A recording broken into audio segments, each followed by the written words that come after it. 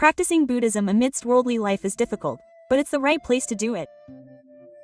Dear friends, many of us, when we turn to Buddhism, carry a silent burden in our hearts. We want to practice, but living amidst worldly life is too difficult.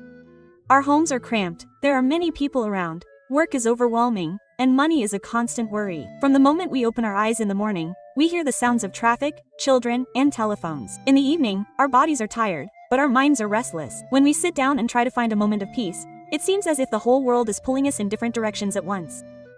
And then a very familiar thought arises in our minds. If only I could live in a peaceful place, if only I could leave my family, leave my responsibilities, then practicing Buddhism would be much easier. Some people say that practice requires peace. But where is this peace? Is it peace in the environment or peace in the mind? We often unconsciously assume that family is an obstacle, work is a constraint, and worldly life is something to be overcome before we can practice.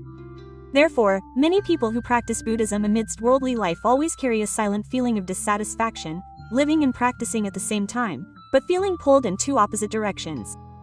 The story of Mr. Hai Dung, a retired teacher who wanted to dedicate the rest of his life to spiritual practice, also begins with this frustration.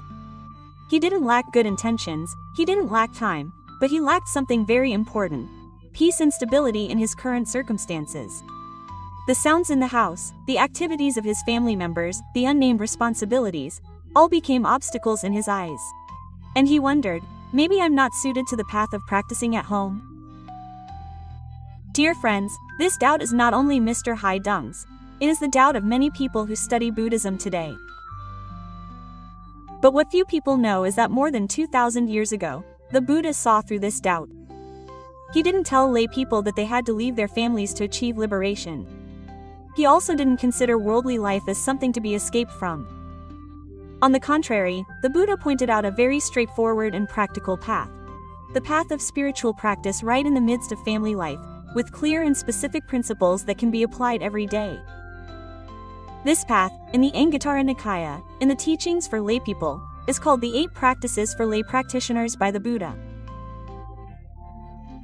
And the key question of today's Dharma talk is not whether we should practice or not, but whether we are practicing in the right place. Is family ultimately an obstacle to the Dharma, or is it the very training ground that we need to complete in this life? From that question, we will together explore each of the practices that the Buddha taught, starting from a foundation very close to each person: livelihood and responsibility in this life. Namo Shakyamuni Buddha.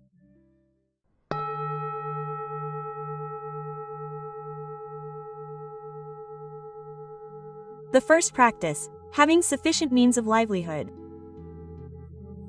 Dear friends, when the Buddha spoke about the path of practice for laypeople, the first thing he mentioned was not meditation, nor profound teachings on impermanence or non-self. The first thing he mentioned was very ordinary, even seemingly not very sacred. That is, having sufficient means, or to put it more simply, having a righteous profession to support oneself and one's family. Hearing this, some may wonder, does spiritual practice begin with business and profession?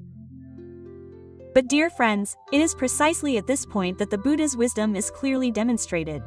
He understood that when material life is unstable, the mind is difficult to calm. A person who worries about food, clothing, debts, and insecurity about their livelihood, even if they sit in front of a Buddha statue, will find it difficult to find peace of mind. Therefore, the Buddha taught laypeople that first and foremost, they must be stable in life, have an honest job that does not harm themselves or others. This is called right livelihood. Right livelihood does not require anyone to do lofty or prestigious things, but simply that the work does not cultivate greed, hatred, deception, and harm. Looking back at the life of Mr. Hai Dung, he spent his entire life as an educator, silently standing on the podium, imparting knowledge to generations of students. Previously, he thought that he was too busy with worldly affairs, and perhaps that's why his spiritual practice didn't progress. But when he reflected on the Buddha's teachings, he suddenly realized that this very work had nurtured in him patience, responsibility, and concern for others. These things are not outside the path of spiritual practice. Dear friends, many people who practice Buddhism feel inferior about their livelihoods. Some think, I'm just a worker, a small trader, a housewife, So how can I achieve anything profound in my spiritual practice? But the Buddha never distinguished between high and low professions. He only distinguished between right and wrong. A simple but honest job, supporting one's family through hard work and integrity, is a solid foundation for spiritual development. Conversely, if one earns a living by harming others, even with much time spent chanting scriptures and performing rituals, the mind will hardly be at peace. Because deep down, we know that we are sustaining ourselves with dishonest means, even if we have abundant resources. Therefore, it's not about accumulating a lot, but about knowing enough so that the mind is not dependent. When work is stable, income is sufficient, and life is neither too lacking nor too greedy, lay practitioners have the opportunity to turn inward and cultivate their inner lives. The Buddha taught very practically, spiritual practice is not about denying life, but about putting life in its proper place. Work is not the enemy of the Dharma. On the contrary, if one knows how to live a righteous life, then every day at work, every responsibility undertaken, can become a part of the path of spiritual practice. When lay practitioners understand and practice this first principle, they have laid a very solid foundation for their entire spiritual path in the world. Because when the body is not disturbed by livelihood concerns, the mind has the opportunity to turn inward and illuminate itself. Namo Shakyamuni Buddha, the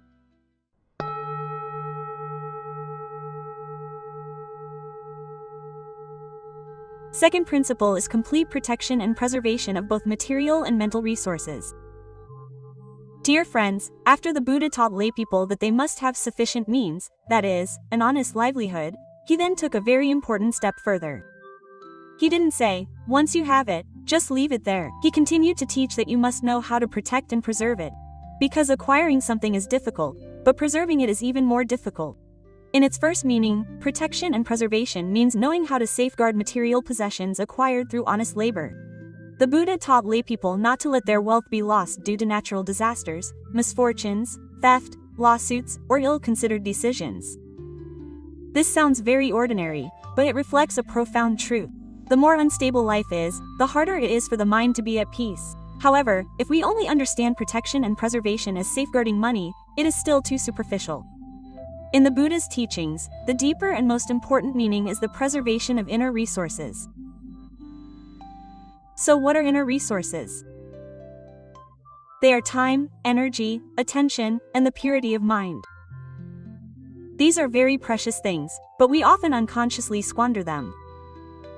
Mr. Hai Dung used to think that he couldn't practice anything because it was too noisy. The music in the living room, the sound of the television, the sounds of his family's activities, all became excuses for his irritation. But when he looked deeper, he realized something. The biggest noise didn't come from the outside, but from his own mind. Let's ask ourselves, how does our day go by? How much time is wasted on phones, social media, news, and endless stories? How much energy is consumed by worry, comparison, and judgment? If these leaks are not plugged, then no matter how quiet the place is, the mind will find it difficult to find peace. When he understood this, Mr. Hai Dung began a very small but difficult practice, reducing unnecessary waste. He practiced giving up the habit of picking up his phone whenever he had free time, and not letting his mind chase after trivial news stories. In the beginning, he felt restless and empty, as if something was missing. But after only a short time, he was surprised to realize that his mind began to calm down. Dear friends, that is the profound meaning of the word protection, or safeguarding, in Buddhism. Protection is not about forcefully controlling oneself, but about knowing how to protect what is most precious within oneself. When time is not wasted, when the mind is not pulled away by distractions, then tranquility naturally begins to appear. From here, a very important transformation occurs. When the mind has a little peace, the lay practitioner is then able to face difficult circumstances without being swept away. The sounds outside are still there, family members still go about their lives as before, but the reaction in the mind is different. One afternoon, music played in the house again. Before, that was a signal of annoyance and resistance.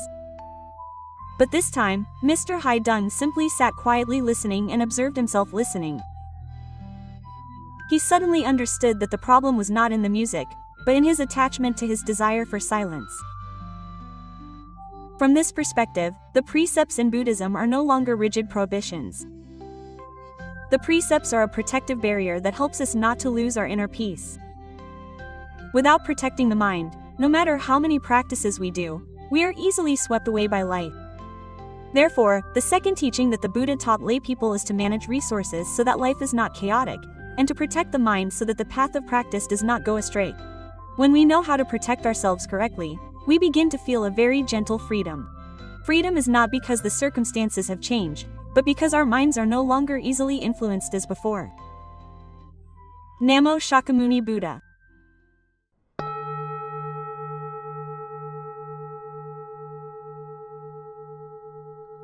The third teaching, virtuous friends in the family. Dear friends, when we talk about virtuous friends, we often immediately think of great masters, high-ranking monks, people with profound wisdom, living in peaceful monasteries. We believe that meeting a virtuous friend is a rare opportunity. That's not wrong. But in the Buddha's teachings for laypeople, spiritual guidance doesn't only appear in distant places as we might think. He shows us something very paradoxical yet very true. The closest spiritual guides for laypeople are the people living under the same roof. Hearing this, many people might smile awkwardly, because if we honestly look back, we will see that family is where we are most likely to get angry, most easily hurt, and most likely to say harsh words. Outsiders bother us a little, but family members bother us 10 times more. Why is that? Because family members directly touch the deepest part of our ego. They know our habits, our weaknesses, our secret desires. And because of this, they unintentionally or very naturally become the clearest mirror reflecting the attachments we don't want to see. Mr. Hai Dung used to think that his wife's music was the biggest obstacle on his path to spiritual practice. He felt disrespected and misunderstood, but when his mind began to calm down thanks to mindfulness practice, he was able to see things from a different perspective. He wondered why he was so annoyed. And then he realized that what hurt him wasn't the music, but his ego wanting to be prioritized, wanting everything to go his way. When he looked even deeper, a very gentle truth gradually emerged. His wife liked to dance not to annoy him. It was her way of maintaining her health and finding joy after many years of hard work for the family. Those gentle reminders, those seemingly ordinary activities, behind them all was a form of care that he had become accustomed to taking for granted. Dear friends, family members don't come to accommodate our spiritual practice. They come to reveal the true level of our spiritual practice. If we are only at peace when everything goes our way, then that peace is very fragile. Only when facing loved ones, where all defenses are down, and yet the mind maintains mindfulness and self-compassion, can we know that we are on the right path. In Buddhism, such circumstances are called adverse conditions that promote growth. These adverse conditions are not meant to cause us suffering, but rather to help us grow in the Dharma. Our loved ones, in their very natural way, constantly challenge our patience, tolerance, and ability to let go. And if we know how to learn, they are bodhisattvas in disguise. When Mr. Hai Dung began to change his perspective, his family also gradually changed. Not because everyone changed, but because his presence was different. He listened more, reacted more slowly, and no longer rushed to judge. Strangely, the atmosphere in the house became lighter. Music was no longer an enemy but became a reminder for him to return to his breath and awareness.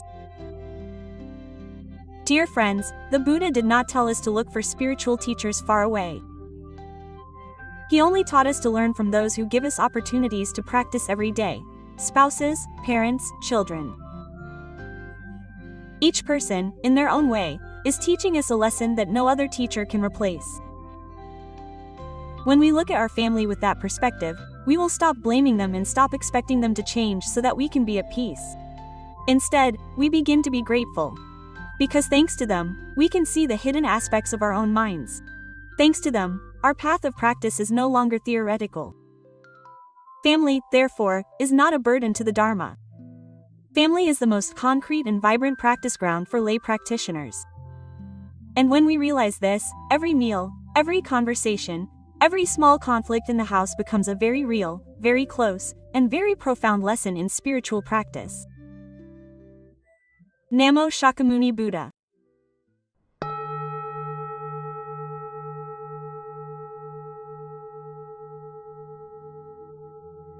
The fourth Dharma teaching, financial wisdom and managing assets.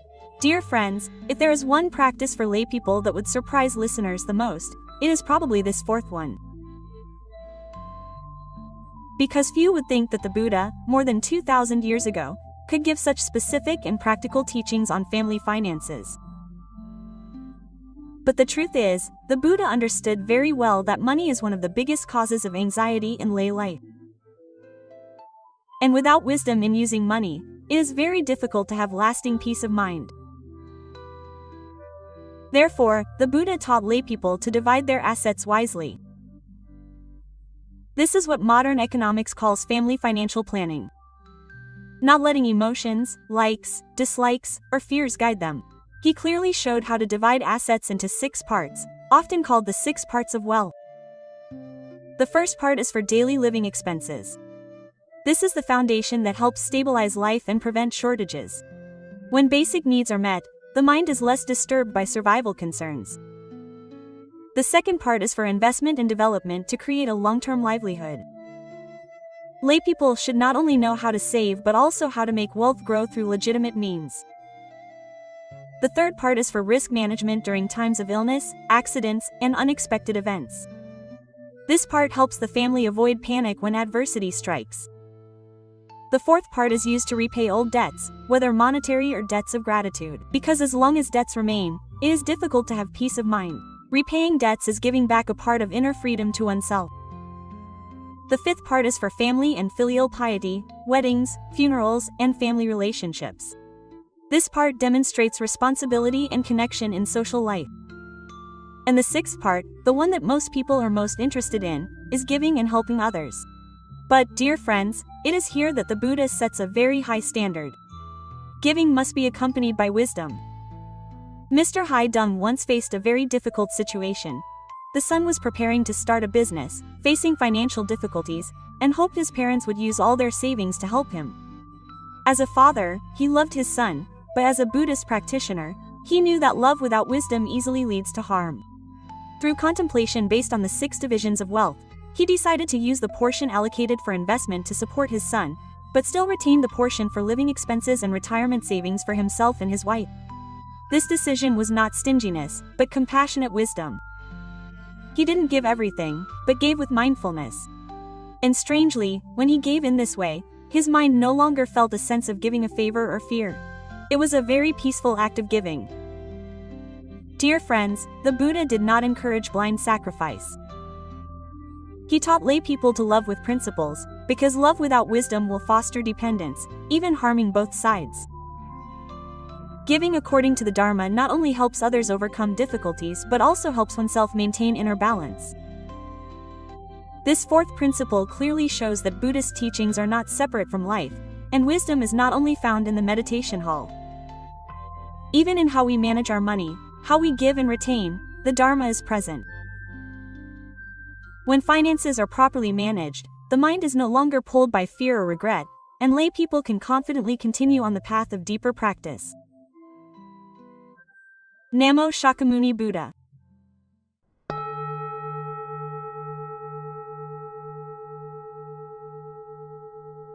The fifth and sixth principles, character and precepts, the roots of stability.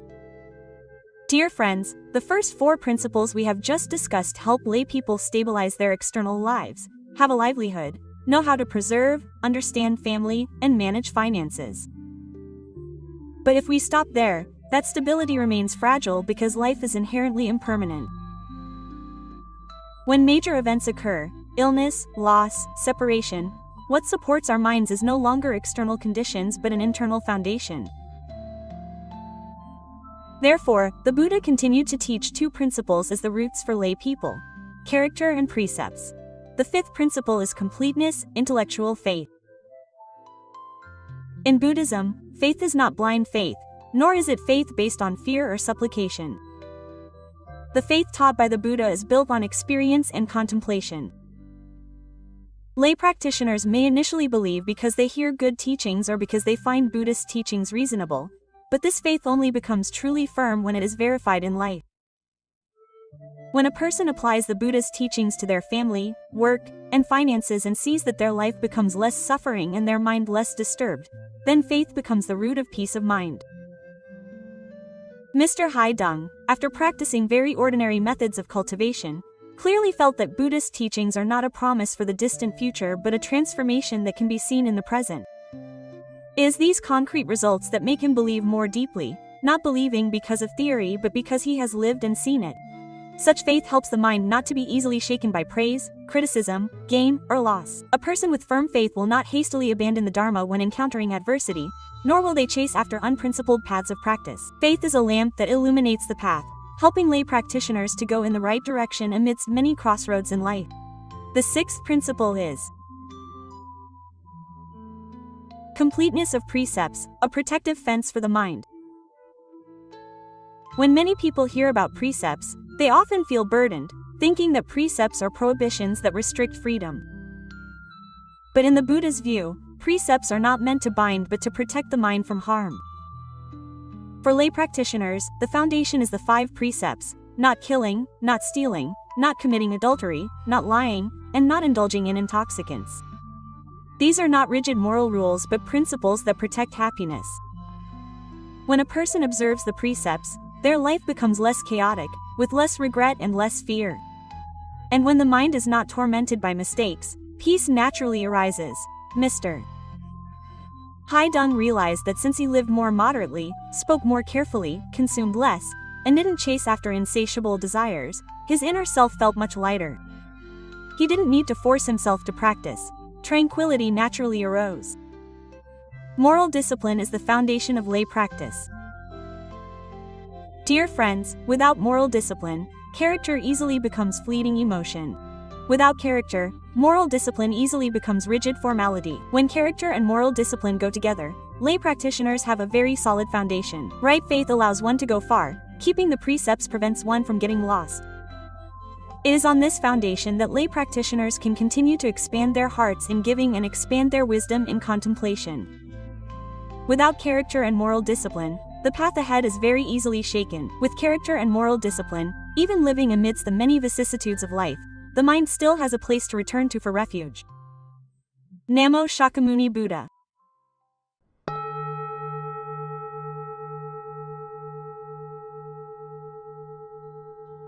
The 7th and 8th practices, giving and wisdom, are the gateway to liberation.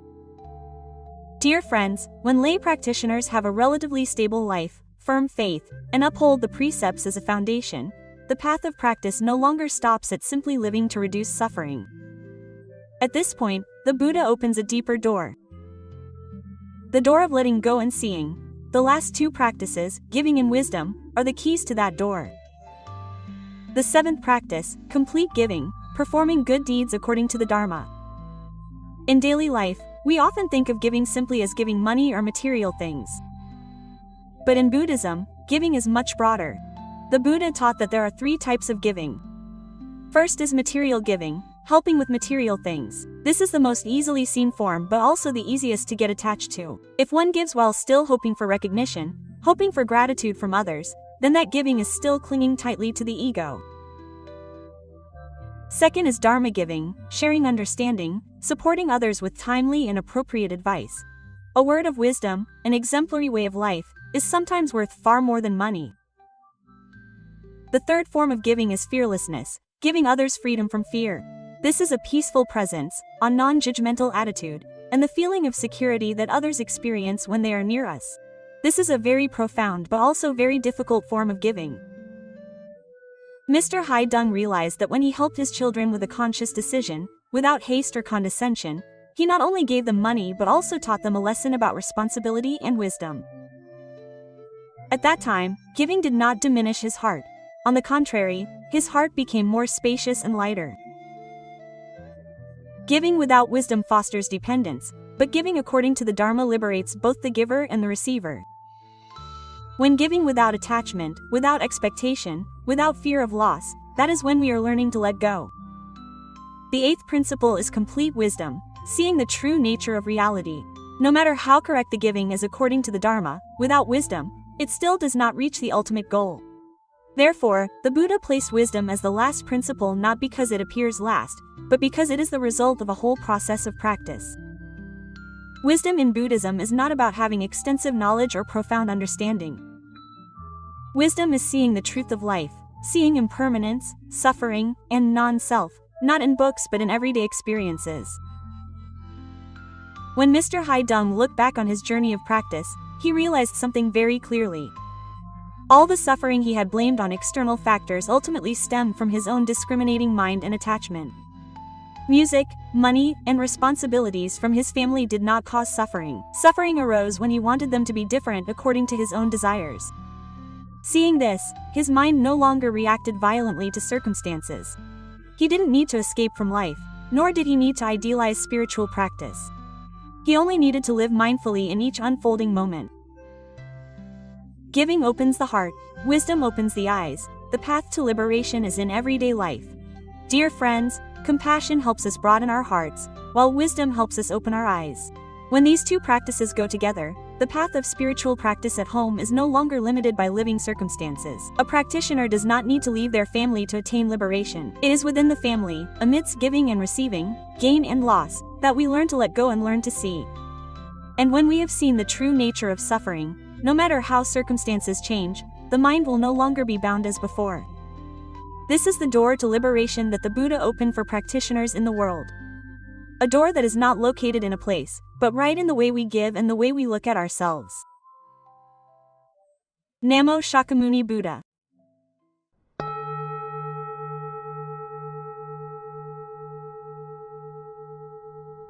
Conclusion: living a bodhisattva life within the family. Dear friends, looking back at the 8 practices for lay practitioners that the Buddha taught, we can clearly see that these are not doctrines reserved for those with leisure time or those who can leave worldly life. On the contrary, these 8 practices are given directly to the real lives of people living amidst family, work, and responsibilities. The first 4 practices help lay practitioners stand firm in life, have a righteous livelihood, know how to preserve, understand that the family is a spiritual practice ground, and have wisdom in using money. The next 4 practices help lay practitioners stand firm in their minds, have clear faith, maintain precepts as a foundation, know how to give correctly, and see the true nature of life. These 8 practices are not separate but connect to form a complete path, from stability to liberation. The image that the Buddha left for lay practitioners regarding this path is clearly shown in the Vimalakirti Sutra. Layman Vimalakirti lived amidst his family, interacting with all kinds of people, even frequenting bustling marketplaces. But his mind was like a lotus flower in the mud, unstained, unmoved, and not dragged down by worldly light. He did not abandon the world but transformed the world within his own mind. The story of Mr. Hai Dung in this Dharma talk also reflects this spirit at a level very close to our lives. He didn't leave his home, didn't shirk his responsibilities, and didn't seek a quiet place elsewhere. He simply changed his perspective, changed his way of life, and changed the way he returned to himself. And from there, the things that once caused him suffering became the means to help him grow in the Dharma. Dear friends, being a lay bodhisattva does not mean doing great things, and certainly not blindly sacrificing oneself. A lay bodhisattva is someone who lives mindfully in every role they have. As parents, they raise their children with wisdom. As spouses, they love each other with understanding. As children, they are filial but do not lose mindfulness. The family, which was once considered a bondage, becomes the closest Dharma practice ground.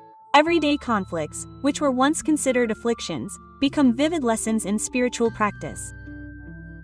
And in these very small things, a word withheld, a reaction slowed down, a timely letting go, the seed of liberation begins to sprout.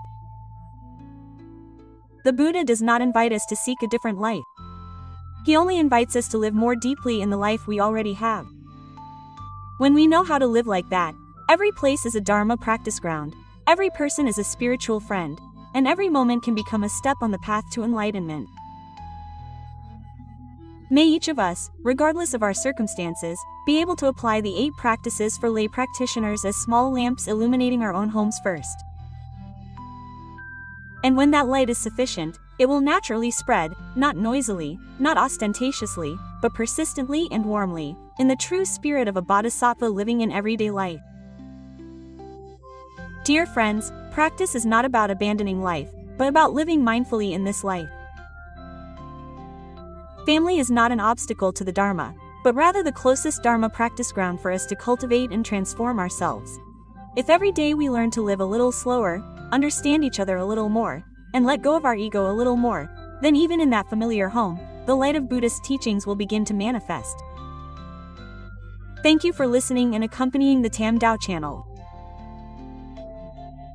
May you always abide in mindfulness so that every step you take in everyday life becomes a step on the path to enlightenment.